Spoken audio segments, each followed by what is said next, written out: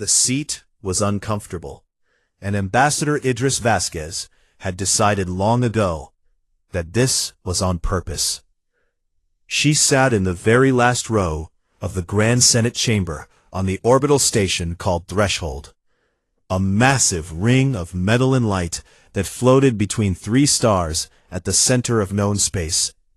And her chair was the smallest, the hardest, and the farthest from the speaking platform.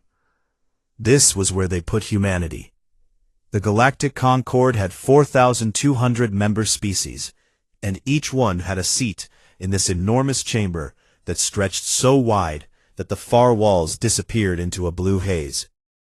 And humanity's seat was tucked into the back corner like an afterthought, squeezed between the representative of a fungal colony that communicated through spores and a silicon-based species that had not moved or spoken in 6 years. Idris crossed her legs, folded her hands in her lap, and watched. She had been Earth's ambassador to the Concord for 3 years now. That time, not a single alien delegate had spoken to her directly, not one. And she had learned to use that invisibility like a weapon, sitting quietly and listening to everything. Today, the chamber was full, every seat taken, every species present. Because today the Draelith Dominion had come to make a declaration. The Draelith were reptilian, 8 feet tall, covered in dark green scales that shimmered under the Senate lights like wet stone. And they were one of the most powerful military empires in the galaxy, ranked 3rd in total fleet strength, with a history of conquest that stretched back 9,000 years. Their ambassador was a broad-shouldered male named Cyrax, and he stood at the central platform now, with his clawed hands resting on the podium, and his yellow eyes scanning the room with the calm confidence of a predator who had never once been prey. The Draelith Dominion formally declares a state of war against the Villani Communion. His deep voice rolling through the chamber like distant thunder.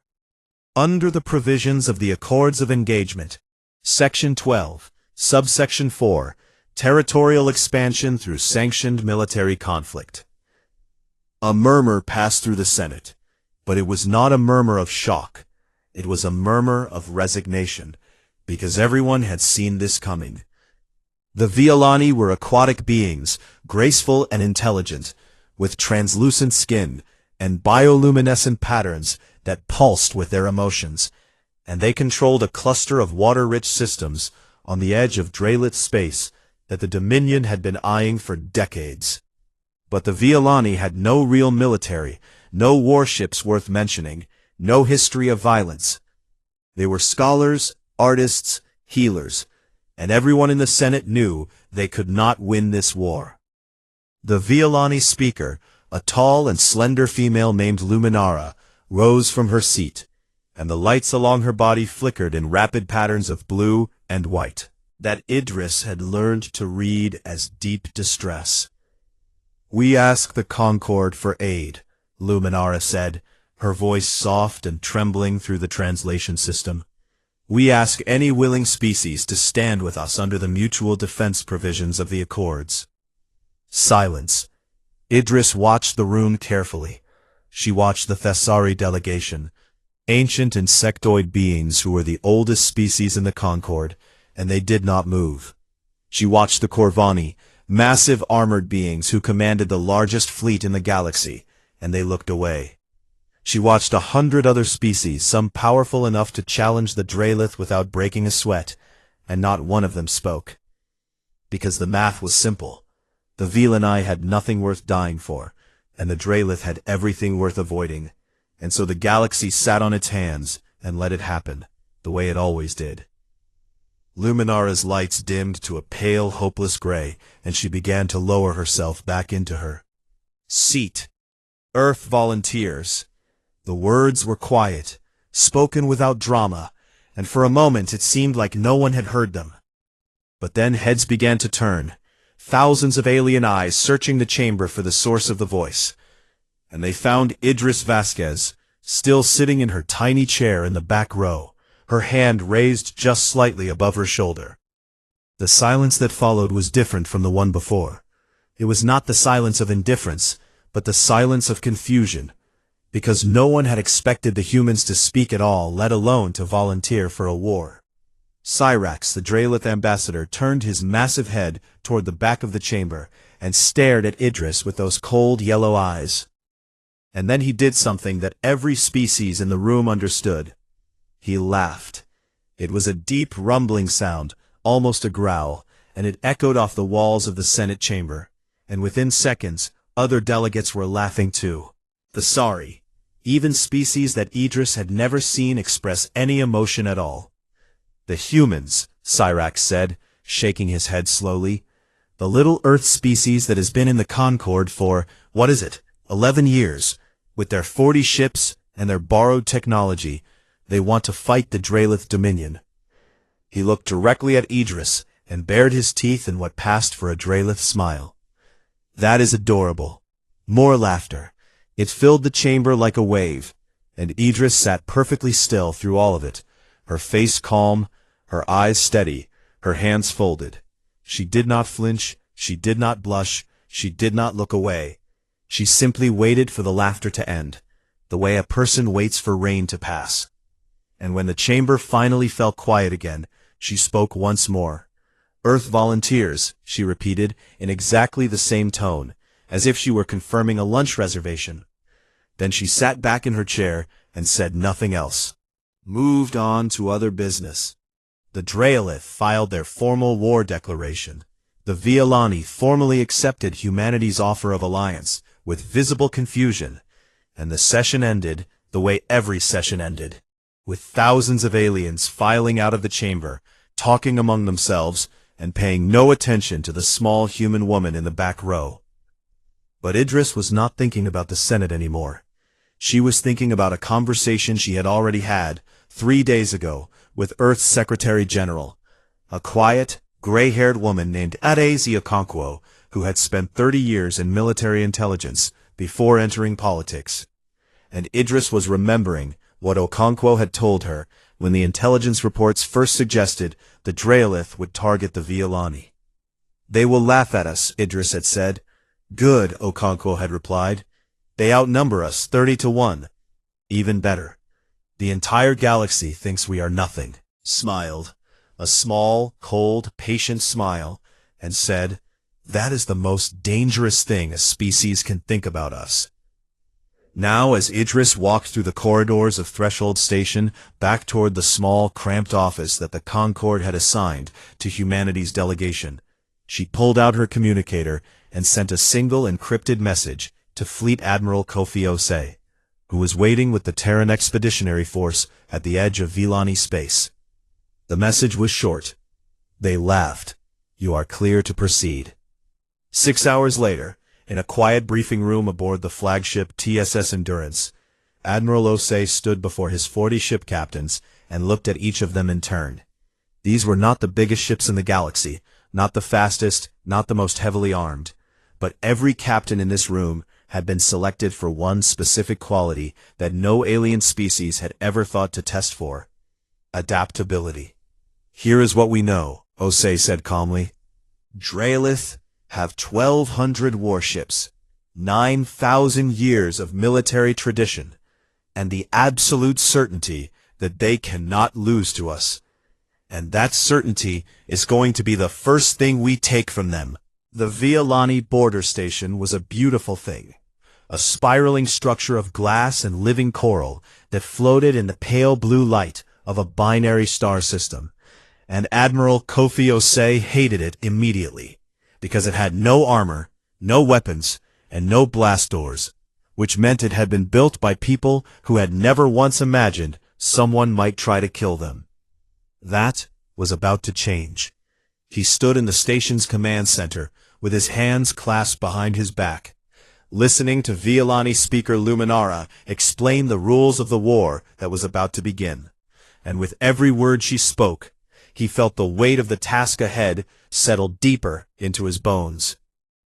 The accords of engagement are the foundation of all civilized warfare, Luminara said, her bioluminescent skin pulsing in calm blues as she gestured toward a holographic display.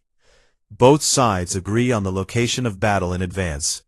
Both sides declare their fleet composition before the engagement. Arrive at the agreed coordinates at the agreed time. And then, the battle begins. Osei nodded slowly. Weapons of mass destruction are forbidden, Luminara continued. Targeting civilian infrastructure is forbidden. Ground invasions are forbidden. And deception during an engagement is forbidden. The war continues through a series of these scheduled battles, until one side reaches the threshold of acceptable losses, and formally surrenders. And what is the threshold of acceptable losses? Osei asked. 15% of total fleet strength, Luminara replied. Osei blinked, just once, and then his face returned to its usual calm expression, but behind that calm, his mind was racing. 15%. The Drelith had 1,200 ships, which meant they would surrender after losing 180 ships. The Villani had almost nothing, which meant they would reach their threshold almost instantly. And humanity had 40 ships, which meant 6 losses would trigger surrender, technically end their participation. I have another question, Osei said quietly. What happens if someone breaks the accords? Luminara's skin flickered in confusion, patterns of yellow and white rippling across her translucent body. Breaks them? She repeated, as if the words did not make sense together. Yes. What if a species simply refuses to follow the rules, attacks outside the agreed location, strikes without warning, ignores the schedule entirely? The Villani around the room exchanged glances, their lights flickering in rapid, anxious patterns. And Luminara tilted her head and looked at Osei the way someone might look at a child who had asked why the sky existed. No species has broken the accords in 6,000 years, Admiral. The accords are the accords. They are how war is conducted. To break them would be, she paused, searching for the word, uncivilized. I understand, Osei said. And he did understand, perhaps, better than anyone in the room. He understood that for 6,000 years, every species in the galaxy had fought wars the same way, following the same rules, playing the same game, and not a single one of them had ever stopped to ask whether the game itself could be changed. He turned to his officers, Commander Priya Sharma, his tactical chief, a small woman with sharp eyes and a mind like a blade, Captain James Mwangi, his fleet operations lead, tall and quiet and endlessly patient, and Lieutenant Commander Yuki Tanaka, his intelligence officer, who had not stopped studying the Drelith since the day they received their orders. We will follow the accords, Osei told them, and he meant it, for now. The first engagement came 12 days later. The Drelith had selected the coordinates, an empty stretch of space between 2 dead moons in the Villani border system of Cathara, and they arrived with 300 warships arranged in a perfect crescent formation, their dark hulls gleaming like a wall of obsidian, every ship in its designated position, every weapon powered to the exact level declared in their pre-battle filing.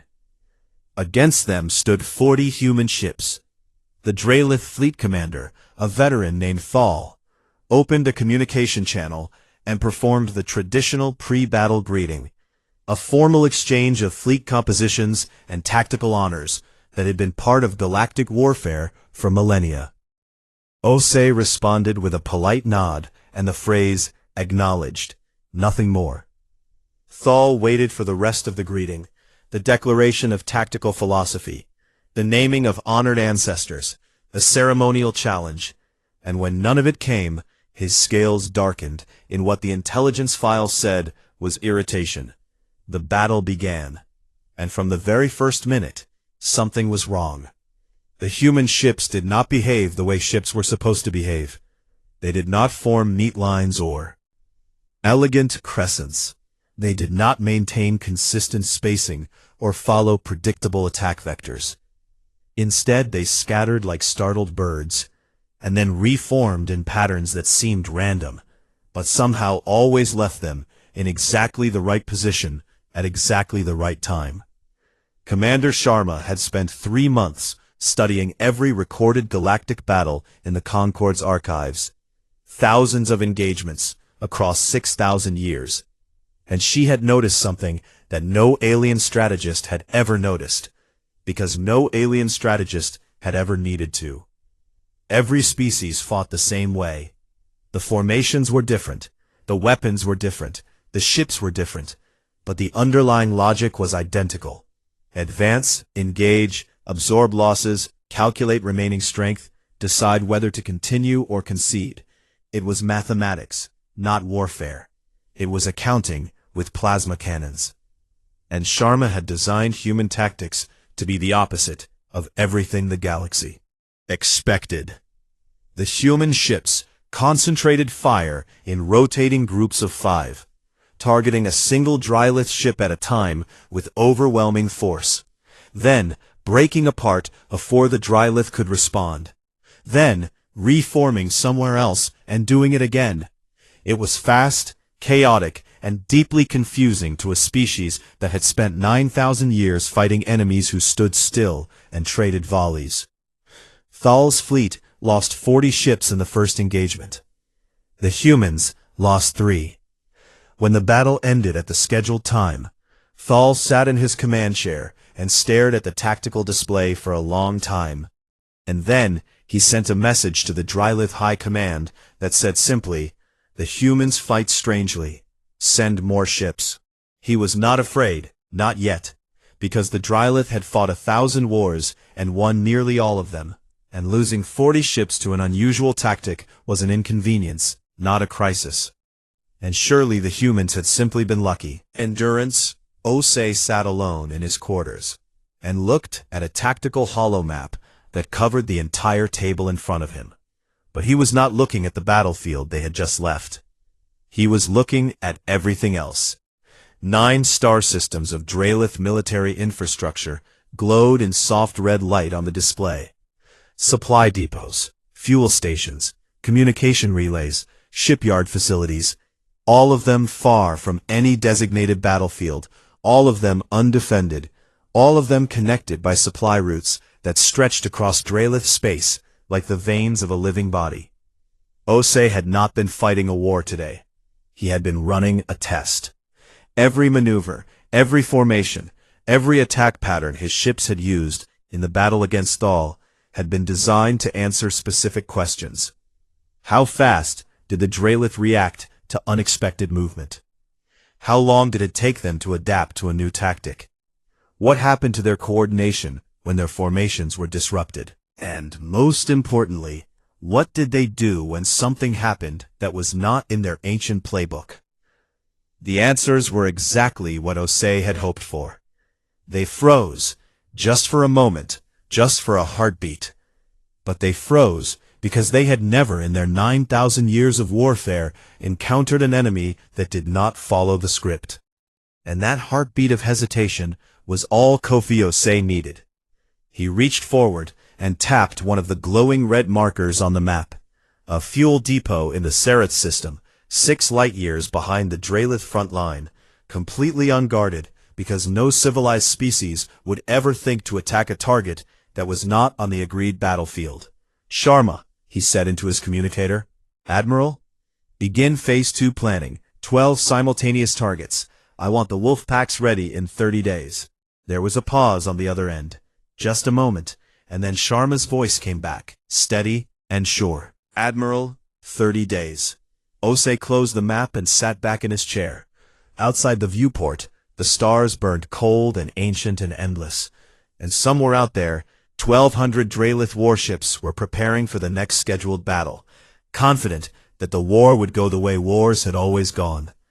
They had no idea that the war had already changed, that the small, quiet man sitting alone in his quarters had just rewritten the rules of galactic conflict, and that nothing in this galaxy would ever be the same again. The Drylith Armada arrived at the designated battle coordinates in the Cathara system at exactly the scheduled time. 1,200 warships arranged in their greatest war formation, the Iron Tide, a massive layered crescent that had crushed empires and broken the will of a dozen species across 9,000 years of galactic history. and they found nothing. Empty space, cold, silent, and completely devoid of human ships. Drelith High Commander Cyrax stood on the bridge of his flagship, the Dominion's Wrath, and stared at the tactical display with narrowing yellow eyes. The humans were not here. The Villani support ships were not here. There was nothing at the coordinates except dust and starlight. "Scan again," Cyrax ordered. "We have scanned 3 times, Commander," his sensor officer replied. "There are no ships within 2 light minutes of our position." "They are late," Cyrax growled. "The Accords require both parties to arrive at the designated time. The humans are in violation." But even as he said the words, something cold began to form in the pit of his stomach. A feeling he had not experienced in a very long time. And before he could name it, his communications officer turned from her console with scales that had gone pale. "Commander, we are receiving emergency transmissions from the Serath Fuel Depot." "What kind of emergency?" "They are under attack." Cyrax's claws tightened on the armrest of his command chair. "By whom?" "Human ships, 5 of them. The depot's defensive platforms were unmanned, and the storage tanks are already burning." Before the officer could finish, another alert sounded, then another, and within 60 seconds, the bridge of the Dominion's Wrath was drowning in emergency signals from across Drelith military space. The Narvek communication relay, attacked by 3 human ships, all long-range transmitters, destroyed. The orbital shipyards at Thesic Prime, attacked by 4 human ships, construction docks severed from their power cores and drifting. The fuel convoy in the Drawl corridor, ambushed by 2 human ships that appeared out of nowhere and disabled every tanker before vanishing into a nearby nebula.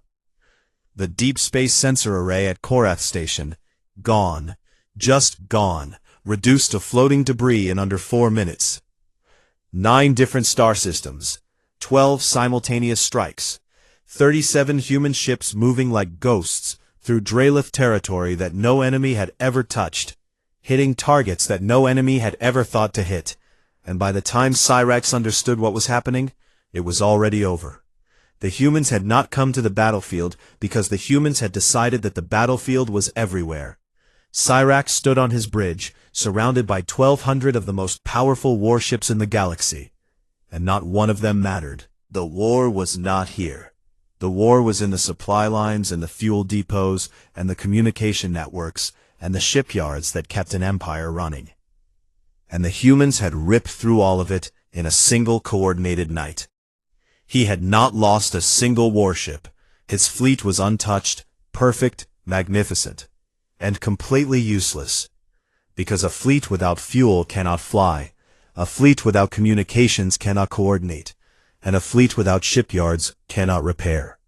And the humans had understood this from the very beginning. 3 days later, Ambassador Idris Vasquez stood before the Grand Senate of the Galactic Concord and faced the fury of the Drelith delegation. "This is a violation of the Accords of Engagement," Cyrax roared from his seat, his massive frame trembling with rage. The humans refused to appear at the designated battle.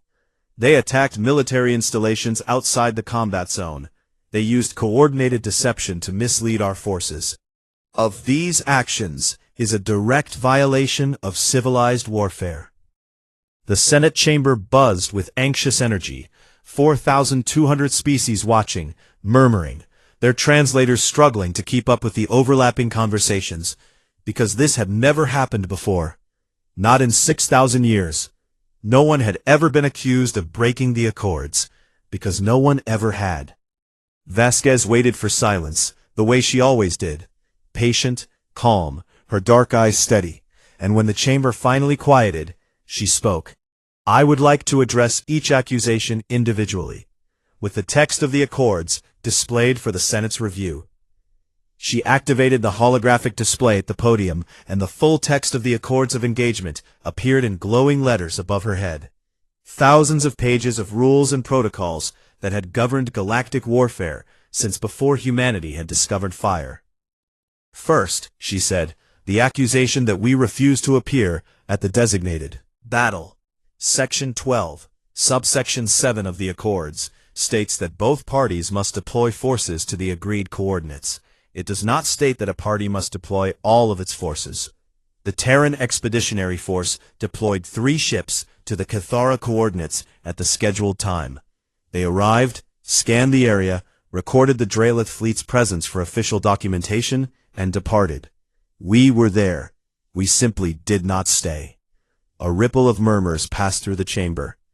Second, the accusation that we attacked military installations outside the combat zone. The Accords of Engagement define the combat zone as the location where fleet engagement occurs. But Section 14, subsection 2, states that military assets in active service during a declared war are legitimate targets unless they are specifically designated as protected. None of the installations we struck were designated as protected, because the Drelith never thought they needed to. The murmurs grew louder. Third, the accusation of coordinated deception. Section 9 of the Accords forbids deception during an engagement. The key word being during. Our forces did not engage the Drelith fleet at Cathara. There was no engagement. Therefore, the prohibition on deception does not apply. Vasquez paused and looked directly at Cyrax. We broke nothing. We read the rules very carefully, High Commander. Perhaps more carefully than anyone has read them in 6,000 years. Cyrax slammed his fist against his console so hard that the metal cracked. This is not how war is fought, he thundered, and his voice echoed through the chamber with raw, burning fury. Vasquez did not flinch. She looked at him the way a teacher looks at a student who has just learned something difficult, and she said in a voice that was almost gentle, "It is how we fight." The Senate erupted, hundreds of species shouting, arguing, demanding clarification. Some furious at the humans, some grudgingly impressed, some simply terrified, because every species in that chamber was now doing the same mental calculation, asking the same silent question. What if the humans did this to us? The Concord's legal council reviewed the Accords for 7 days, the longest legal review in Senate history, and at the end of it, they delivered their verdict.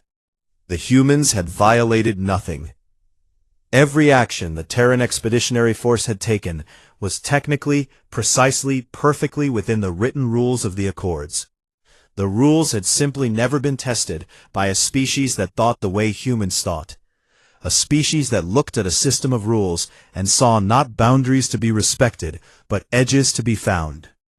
In the weeks that followed, the footage spread across every communication network in the galaxy. Grainy combat recordings from Drelith security systems showing tiny human ships streaking through their space, striking with surgical precision, and vanishing before anyone could respond. 12 attacks in 9 systems in one night. 37 ships against an empire. And the galaxy watched, and the galaxy remembered the name that had made them laugh in the Senate just months ago. Human, that small, strange, forgettable word, and they did not laugh anymore. On Threshold Station, the Thesari matriarch, the eldest living being in the Concord, a towering insectoid creature who had witnessed the rise and fall of civilizations, sat in her private chambers and reviewed the battle data for the 14th time. Her aide, a younger Thesari male, stood beside her and said, "They are clever, matriarch, but they are still only 40 ships. The Drelith will adapt." The matriarch was quiet for a long time, her compound eyes fixed on the display. "You do not understand," she said finally. "It is not the ships, it is not the tactics, it is the way they think. Every other species in this galaxy fights war as a conversation, an exchange between equals following agreed rules. The humans do not see war as a conversation." She turned to her aide, and her ancient voice dropped to something that was almost a whisper. The Drelith did not surrender.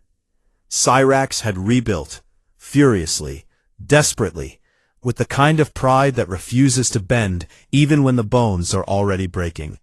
And in 3 months, he had repaired his communication relays, restocked his fuel reserves from emergency caches hidden deep in Dominion territory, and assembled a new armada of 2,000 warships, the largest fleet the Drelith had deployed in 400 years. This time, he was ready. Every supply depot was guarded. Every communication relay had armed escorts. Every shipyard bristled with defensive platforms, and the fleet itself moved not to a single designated point, but in a wide, sweeping formation that covered an entire star system, leaving no blind spots, no gaps, no openings for the kind of surgical strikes that had humiliated him. Cyrax stood on the bridge of his new flagship, the Dominion's Fury, even larger and more heavily armed than the Wrath, and he looked out at the sea of it. Warships surrounding him, and felt for the first time in months something close to confidence. "Let the humans try their tricks now," he said to his officers. "There is nowhere to hide, nowhere to strike, nowhere to run. We have covered every approach, guarded every asset, sealed every gap. This time, they will fight us face to face, or they will not fight at all." His officers nodded, their scales bright with renewed pride. 600 light-years away, Admiral Kofi Osei sat in the briefing room of the Endurance and studied the intelligence reports that Lieutenant Commander Tanaka had spread across the table. Detailed scans of the Drelith formation, their patrol routes, their communication frequencies, their guard rotations, everything. "They adapted," Tanaka said, "faster than we expected. The supply lines are defended, the infrastructure is hardened, and the fleet formation has no exploitable gaps. Our previous approach will not work." He had expected this, and he was not worried, because the galaxy's mistake had never been thinking that humans had only one trick. The galaxy's mistake was thinking that humans would ever run out of tricks. "They have guarded against what we did," Osei said quietly. "But they have not guarded against what we are about to do. Sharma, begin Phase 3. Commander Sharma smiled. It was a small, sharp smile that her colleagues had learned to associate with very bad days for whoever was on the other side. And she activated a new display.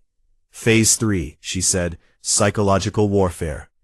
It began slowly. The first thing the Drelith noticed was the music. It came through their communication channels during the quiet hours between shifts. A low, rhythmic chanting in a language none of them recognized. Deep voices, rising and falling in patterns that seemed to crawl under the scales and settle in the bones, and no matter how many times they changed. Frequencies or encrypted their channels, the chanting found them. It was an ancient human war song. Sharma had selected it specifically because its tonal patterns matched the frequency range that Drelith hearing was most sensitive to. And within days, crews across the Armada were reporting sleep disruption, increased anxiety, and a growing sense of unease that none of them could explain. Then came the sensor ghosts. Human ships deployed thousands of small, cheap drones, each one equipped with a transponder that mimicked the energy signature of a full-sized warship. And they scattered these drones across the star system in waves, so that Drelith sensor screens were suddenly showing hundreds of enemy contacts appearing and disappearing at random.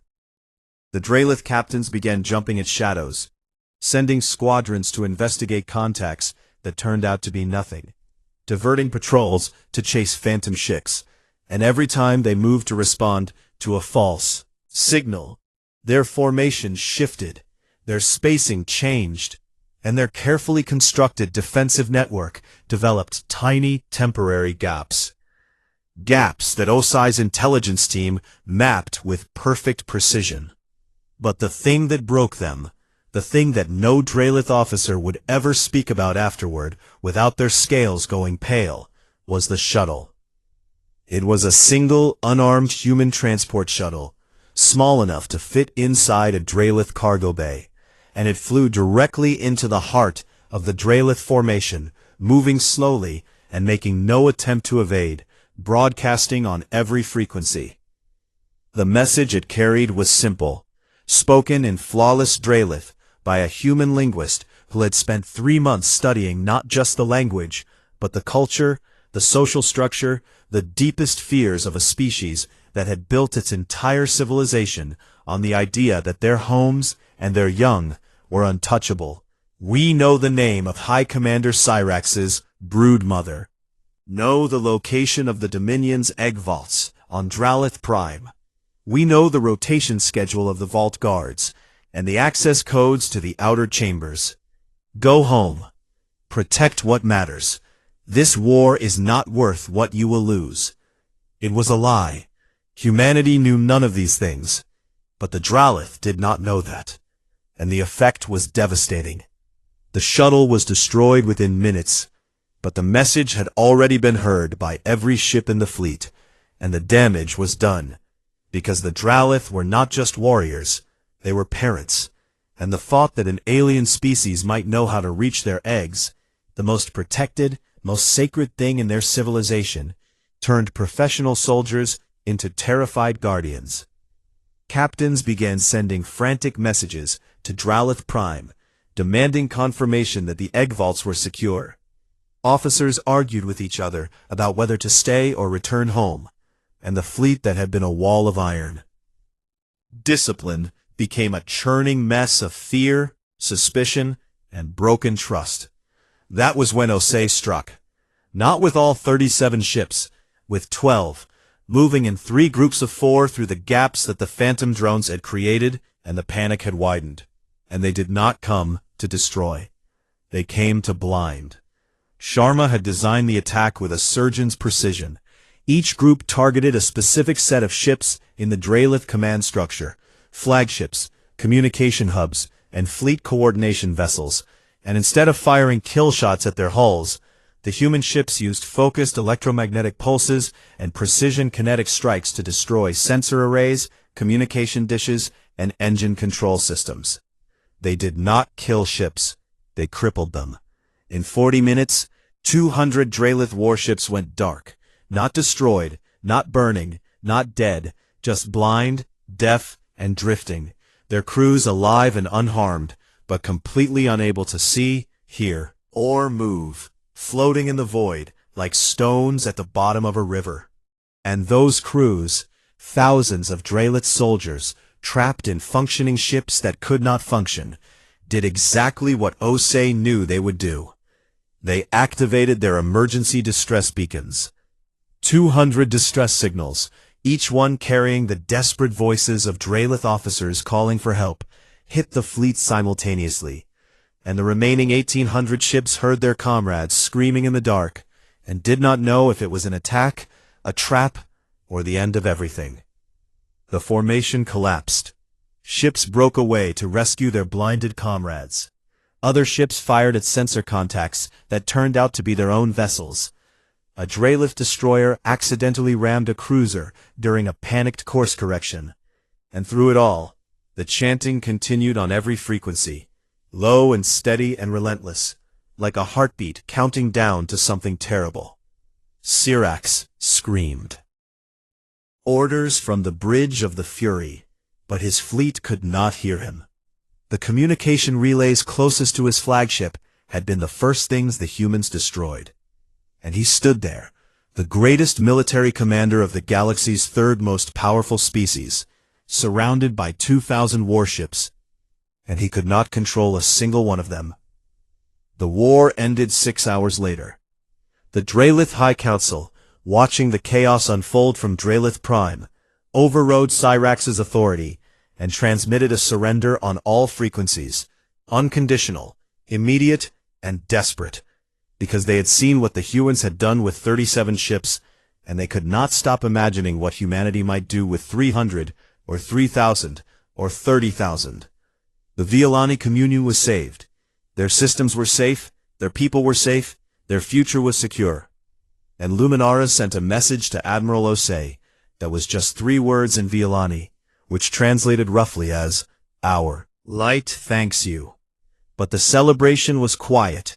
Even among the humans it was quiet, because Osei understood something that the galaxy was only beginning to grasp.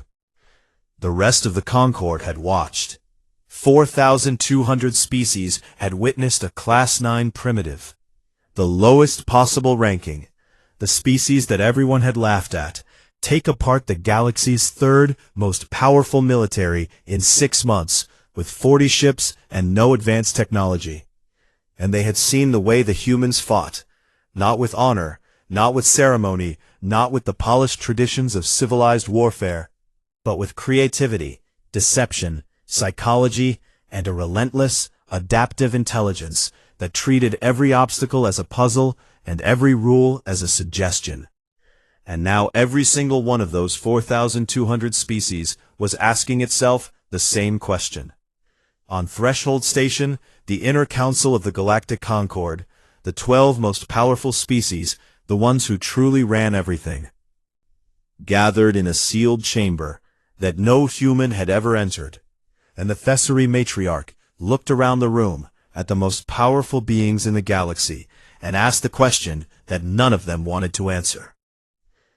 We have seen what they do to an enemy they have no reason to hate, an enemy they volunteered to fight on behalf of strangers, an enemy they had no personal grievance against. She paused, and her ancient compound eyes caught the light. What happens when they fight someone they actually hate? The room was silent for a very long time. 1 year passed. 1 year of quiet, of diplomacy, of careful smiles and polite handshakes in the corridors of Threshold Station. 1 year in which humanity was treated very differently than before. Not with contempt, not with laughter, not with the casual dismissal that had defined their first 11 years in the Galactic Concord, but with something new. Something that looked like respect but felt like distance. Ambassador Idris Vasquez noticed it immediately. The way delegates stepped aside when she walked through the halls. The way conversations went quiet when she entered a room. The way species that had never acknowledged her existence now greeted her with careful nods and carefully measured words. And she understood what it meant, because she had studied enough history to know the difference between admiration and fear. They were afraid. And today, as she took her seat in the Grand Senate, no longer in the back row, because the Concord had quietly reassigned humanity to a seat in the middle tier without explanation, she knew that the fear had finally become too large to ignore. The Senate was full. Every seat taken, every species present, just like the day the Dralith had declared war against the Villani. But the energy was different now. There was no boredom, no indifference. Instead, there was a tension that hummed through the chamber, like the vibration of a ship about to jump to light speed. The Thessary matriarch stood at the central platform, and that alone was significant, because the matriarch almost never addressed the full Senate. In her 900 years of life, she had spoken from this podium only 4 times, each time to announce something that would reshape the galaxy. This was the 5th time. The Inner Council has deliberated for 11 months, the matriarch said, her voice ancient and dry and carrying the weight of civilizations that had risen and fallen while she watched. And we have reached a unanimous decision regarding the integration of humanity into the military framework of the Galactic Concord. She paused, and 4,200 species held their breath. Effective immediately, the Concord introduces Amendment 227 to the Accords of Engagement. The text appeared on every display in the chamber, glowing letters in 100,000 languages simultaneously. And Vasquez read it in English, her eyes moving steadily across the words. No species classified as Terran origin shall participate in, contribute to, advise upon, observe, or in any way influence any sanctioned interstellar conflict between member states of the Galactic Concord. This prohibition is permanent and unconditional, and shall not be subject to review, appeal, or amendment. The chamber erupted. Thousands of voices, clicks, growls, whistles, electromagnetic pulses, chemical signals, all of them reacting at once. Some with relief, some with shock, some with the quiet satisfaction of a problem finally being solved.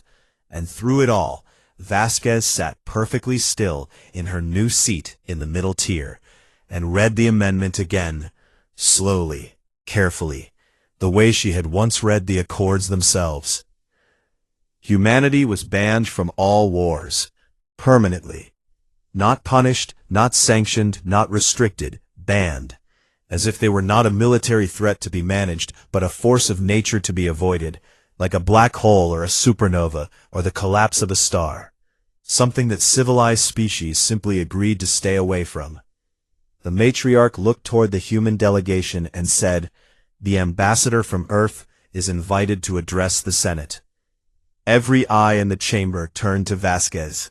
She stood, smoothed the front of her jacket with a calm, practiced motion, and walked to the central platform with the same unhurried pace she used for everything, as if the fate of her species and the galactic community was not being decided at this exact moment.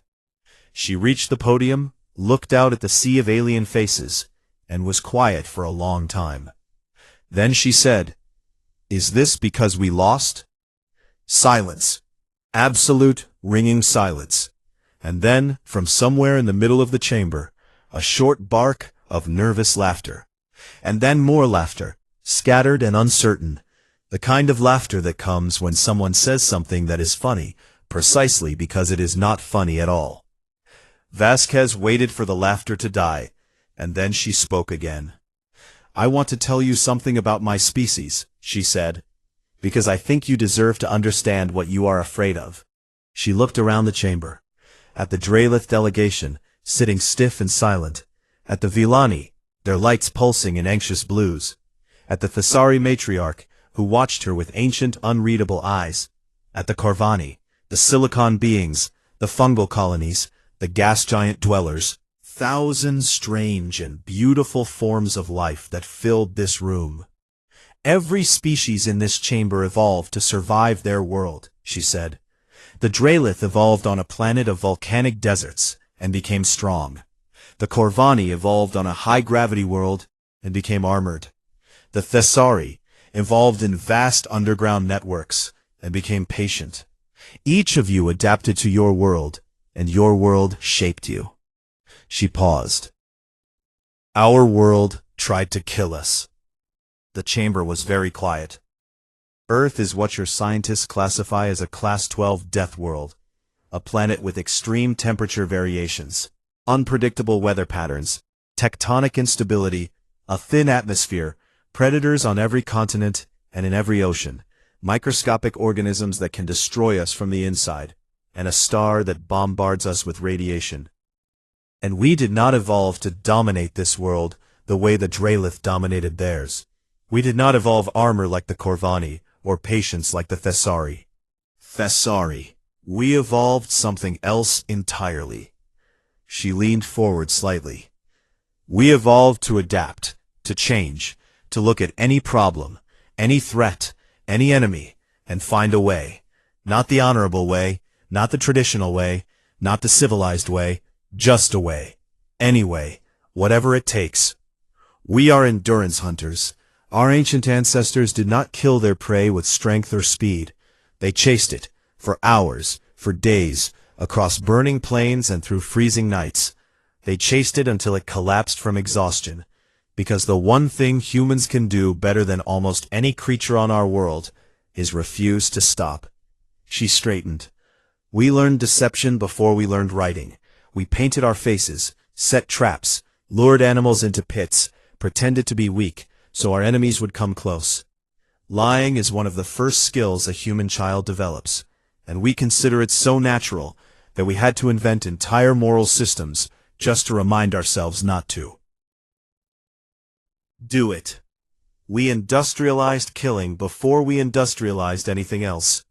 Our first great technologies were not tools for building or growing. They were spears and bows and swords and guns and bombs. We split the atom, the fundamental building block of matter itself. And the first thing we did was build a weapon. And then we built a bigger one. And then we pointed them at each other, at our own species. Because before we found you, the only enemy we had was ourselves. She looked at the Drelith delegation. You fight wars to expand, to prove dominance, to demonstrate the superiority of your civilization. And when you have proven your point, you stop. Because for you, war is a tool with a purpose, and when the purpose is served, the tool is put away. Her voice dropped, not to a whisper, but to something harder, something that carried the weight of 10,000 years of human history. We do not fight wars to prove a point. Survive. And when humans fight to survive, there is no rule we will not break, no cost we will not pay, no weapon we will not build, no line we will not cross, and no enemy, no matter how powerful, no matter how ancient, no matter how many ships they bring, that we will not bury. The silence in the chamber was so deep that Vasquez could hear the hum of the station's life support systems. She looked at the amendment displayed on the screen above her head, and then she looked back at the Senate. So yes, she said, banning us is the smartest thing you have ever done. And then she did something that no one expected. She picked up the ceremonial stylus from the podium and signed the amendment herself. Humanity's own ambassador endorsing the ban on her own species. And she set the stylus down gently and walked back to her seat without another word. The Senate was quiet for a long time after that. The amendment passed unanimously. Later, the Thessari matriarch traveled to Earth. It was her first visit to a human world, and she had come as a diplomat, officially to discuss trade agreements and cultural exchange programs. But in truth, she had come because of a question that had been living in her mind since the day she first watched the footage of 12 human ships dismantling an empire. A question that no amount of intelligence reports or Senate debates could answer. She had to see for herself. Her aide, the same young Thessari male who had been with her on Threshold, accompanied her to a park in a coastal city, and they stood together under a blue sky and watched. Children were playing on the grass, running, tumbling, chasing each other in circles with screaming laughter. And nearby, a group of musicians had set up under a tree and were playing instruments the matriarch had never seen, producing sounds that were wild and sweet and completely unlike anything in the Thessari musical tradition. And an old man sat on a bench feeding small birds from his hand. And a young woman was painting the ocean on a canvas. And two teenagers were arguing passionately about something trivial. And everywhere the matriarch looked, there was noise and color and mess and life. Her aide watched the children and said, "They seem so harmless." The matriarch did not respond immediately. She watched a mother lift a laughing toddler onto her shoulders, and the child grabbed fistfuls of the mother's hair and shrieked with joy, and the mother winced and laughed and held the child's small hands and spun in a slow circle while the toddler squealed. "This," the matriarch said quietly, "this is the part they did not show us." "What do you mean, matriarch?" "This. The music, the children, the art, the way they hold each other. This is what lives on the other side of everything we saw in the war. The creativity that designed those tactics also writes those songs. The adaptability that broke the Drelith also teaches those children to play. The stubbornness that refused to stop also keeps that old man coming to this bench every day to feed the birds." She turned to her aide. "They are capable of this," she said, gesturing at the park. "And everything we saw in the war comes from the same species. The love and the violence live in the same heart, fed by the same fire. The same mind that will chase an enemy to the edge of extinction will also spend hours teaching a child to walk." She looked back at the mother and the laughing toddler. "That is why we fear them, not because they are monsters, but because they are not." The aide was quiet, watching the humans in the park, and after a long time he said, "Do you think we were right to ban them, matriarch?" The ancient Thessari looked up at the blue sky of this wild, dangerous, beautiful world, and she listened to the music and the laughter and the crashing of the waves. Waves on a shore that had been shaped by 1,000,000 years of storms. And she thought about what lived inside these strange, small, impossible beings. "I think," she said, that it was the only sane choice we had, and I think that they know it. And I think that is the most frightening thing of all.